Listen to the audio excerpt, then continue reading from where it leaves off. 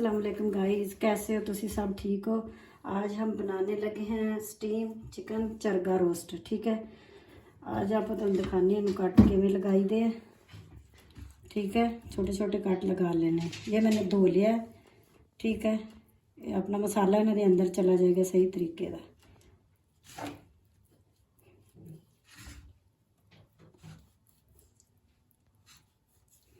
ठीक है, आप सारे कट लगा लेने तेजी नाल ताकि अपना मसाला सारा ये अंदर चला जाए। ठीक है, फिर आप पहले मसाले की रेसिपी दसते हैं।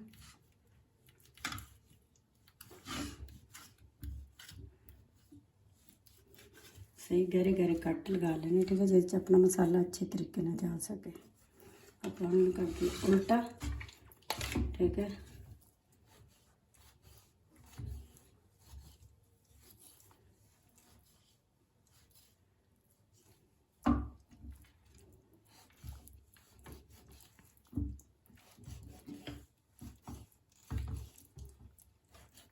काटा पर तुम मर्जी ना जितने चाहो लगा सकते, पर मैं ज़्यादा लगा रही हूँ क्यों इस वास्ते कि मसाला सही जाए। चलो आप हम बनाने मसाला तैयार करते। मुर्गी आप रख देने इतने। मसाले भी तुम अपने हिसाब से डाल सकते हो, अपनी दही। ठीक है, ये मैं 2 चम्मच ले। ये अपना लेमन का रस। ठीक है, 2 लेमन के रस में 2 ले लेमन। ये अपना नमक, लहसुन, अदरक, रेड मिर्च। ठीक है, ये आप डालते। तुम ये पेस्ट भी डाल सकते हो लहसुन अदरक का, पर मैनू ये चीज़ अच्छी लग रही है इस वास्ते मैं डाल रही हूँ। धनिया पाउडर, ज़ीरा पाउडर, रेड मिर्च और ये कलर फूड जो थोड़ा सा डालना अपने हिसाब नाल डाल लें।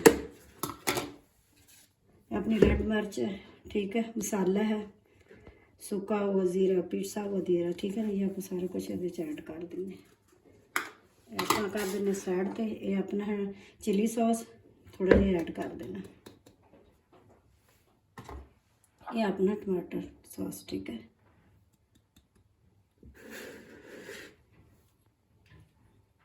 हाथ मेरे साफ है, तुसी ग्लास यूज़ कर सकते हो अपने। ठीक है, हम इनू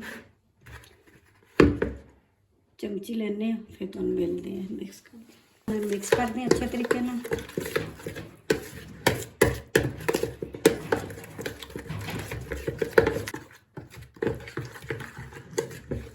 मसाला अपना मिक्स हो रहा है। ये चाट मसाला भी मैं पाया तो ब्रोस्ट मसाला भी पाया। ठीक है, तुसी अपने हिसाब ना डाल। बाकी सारे मसाले धनिया पाउडर, ज़ीरा पाउडर, लाल मिर्च कुटी, लाल मिर्च। ठीक है, सारा कुछ अपना हुणे हो गया मिक्स। आप चकते अपनी मुर्गी तो आप रखते अंदर इस तरह करके। ठीक है, साइड पर कर दे।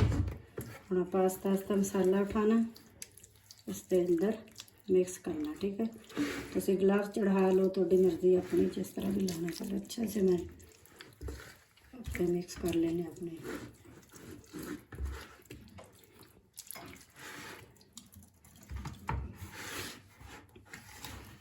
मसाला पर सारा डाल मुर्गी के ऊपर लगा लिया। देखो सारा अपना लग गया मसाला। आपां इनू ना बन्नांगे धागे नाल। ठीक है, क्योंकि अपनी ने फिर मुर्गी दी लत्तां जड़ियां ने ये फैलणगियां नहीं। ठीक है, अच्छे तरीके नाल आप फिर तुहानूं मिलदे हैं। ये आप बन लेने। फिर इनू ना आप रखांगे 2-3 घंटे ना रेस्ट दें ताकि इसका मसाला अच्छे तरीके से अंदर जज़ब हो जाए।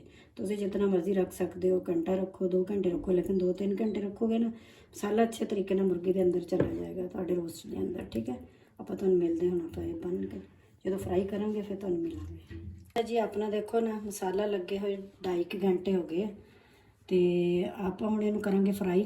पता कि ये 2 तरह फ्राई हुंदा है।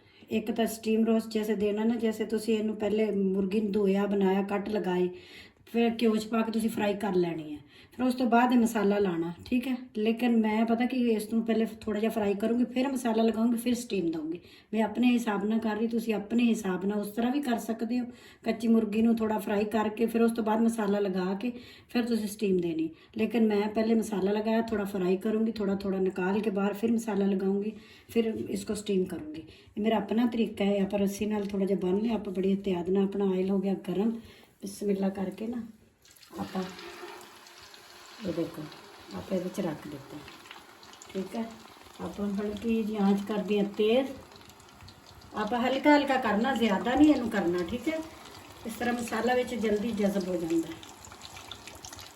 जी आप फिर पलटते हुए तुम दिखाने, आप हल्का हल्का इन फ्राई करना, ज़्यादा नहीं, ठीक है। फिर आप दोबारा इन मसाला लाना। मसाला तुम अपनी मर्जी ना बना सकते, जिस तरह तुम्हें अच्छा लगे, प्यारा लगे।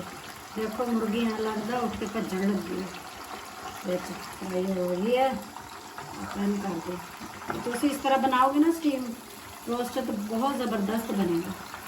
इस तरह भी कर सकते हो, इस तरह भी कर सकते हो, ठीक है। इस तरह मसाला ना बिल्कुल साथ चिपक जाएगा। इस तरह ना आप अगर थोड़ा फ्राई करके बाद में मसाला लाने हैं ना, तो कच्चा मसाला फिर आप जो स्टीम देने, मसाला ऊपर के नीचे पानी पानी बन जाएगा। ये हल्का हल्का तो इसे कर लो, ज़्यादा नहीं, हल्का हल्का पकाना, ठीक है। देखियो तो इस तरह बनाओगे तो बहुत ही जायकेदार लगेगा। चलो देखो अपना हम हो गया हल्का हल्का फ्राई। आप हम इन बाहर कढ़ दें, ठीक है। यानी चिमटा को रखकर यानी नीचे डाल के ना अच्छे तरीके से आप लेने का, ठीक है, आराम नाल। आप हम ठंडा होंगे थोड़ा जिहा, फिर आप इन्हों ना मसाला लाने बताया बच्चों को, थोड़ा ठंडा हो गया, ठीक है। गर्म हाथ में सारे आप हम हल्का हल्का ये ठंडा हो गया, तो आप लगा लेने जो मसाला आप देखो बचाया ये दोबारा, ठीक है। दोबारा सारा मसाला ला लेने आप, ठीक है। अपने को ये है टमाटर सॉरी कह रही, लैमन, धनिया, सब्ज़ मिर्चा, आप थोड़ा जिहा इधर भी लगा के ना आप मुर्गी के अंदर डाल लेंगे, ठीक है। थोड़ी मर्जी तुम डालो या ना डालो, आप अंदर मुर्गी के डाल देने, ठीक है। आप अंदर डालता, हम आप लेने दी साइड कर, ठीक है। टुटन तो बचानी है अपनी मुर्गी, टुट न जाए, ठीक है। ये सारा ये अपना स्टीमर है, ये स्टीमर है, ये आप इन स्टीम देंगे, ठीक है। मुर्गी ना आप तुम दिखाने फॉल पेपर च, बाकी मुर्गी आप उत्ते डाल देंगे, ठीक है। ये अपना फॉल पेपर है, ठीक है। ये हल्के हल्के सराख कर ले छुरी नाल, हल्के हल्के सराख कर, जो आप स्टीम देवांगे ना उदो पानी सारा अपना थल्ले गिरता जाएगा, ठीक है ना। ये अपना हो गया फॉल पेपर, आप इतने रख लेने डिश, तो आप बिस्मिल्लाह करके अल्लाह का नाम लैके मुर्गी रख दें, ठीक है। ये अपने जो चीज़ा अच्छा जी आप उजड़ देंगे, ठीक है। बस हल्का फुल्का ही रखना, इसे चक के ना ये अपना स्टीमर है, ठीक है। स्टीमर मेरा थोड़ा छोटा है, तो बड़ी एहतियात नाल अंदर कर देंगे, ठीक है। ये अपना अंदर चला गया, बस ये मेरा थोड़ा जहा फुट गया, बहुत ज़्यादा ऊपर देने की जरूरत नहीं, अपना अंदर आ गया, ठीक है। हम इन्हें कट करके, ये अपना है ढक्कन, ठीक है। अच्छे तरीके ना आ गया। ये अपना पानी गर्म हो रहा है, जिस टाइम अपना हल्का जो पानी स्टीम आ जाएगी हल्की जी, फिर आप इन्हों उत्ते रख देंगे, ठीक है। फिर आप आग ना 5 मिनट तेज़ कर देंगे, 5 मिनट तेज़ करके ना तो फिर इनू 25 मिनट आप स्टीम देंगे, ठीक है। 25 मिनट तो बाद फिर तुहानू मिलते हैं, ठीक है। अच्छा जी, पानी अपना हल्का हल्का गर्म हो गया, आप हम स्टीमर नू रख देने ऊपर, ठीक है। तो ये आप चूल्हा 5 मिनट वास्ते आप तेज़ आँच करनी ताकि पानी गर्म हो जाए, तो 5 मिनट तेज़ कर देंगे। 5 मिनट तो बाद आप स्लो कर देंगे ये आँच, फिर उस तो बाद अपना ना रोज़ स्टीम होने लग जाएगा, ठीक है। फिर आप तुहानू मिलते जो कितने मिनट 25 मिनट 25 मिनट तक आप इनू स्टीम देनी है, ठीक है।